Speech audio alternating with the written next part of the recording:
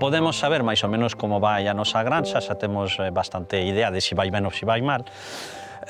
O problema é que non sabemos que é o que facemos ben e que é o que facemos mal, onde ganamos cartos, onde os perdemos, non? Entón, a xestión técnico-económica consiste neso, en ter unha ferramenta, en ter datos que nos permitan saber pois, onde facemos as cousas ben, onde ganamos diñeiro, e onde facemos as cousas piores, onde poderíamos, pois, o mellor, cambiar cousas para mellorar a nosa rendibilidade. A xestión técnico-económica é eso, unha forma de analizar os datos para reflexionar sobre como traballamos.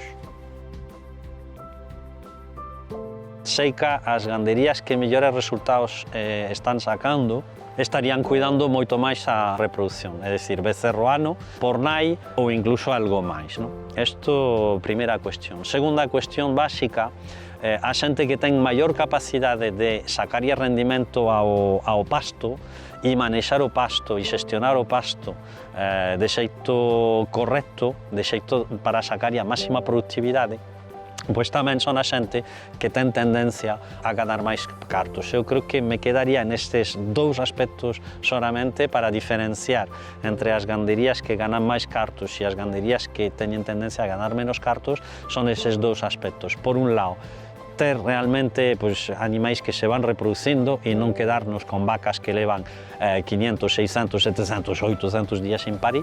Isto por unha banda, e por la outra banda, ter un manexo dos pastos que permita a máxima productividade destes pastos, o máximo aproveitamento destes pastos.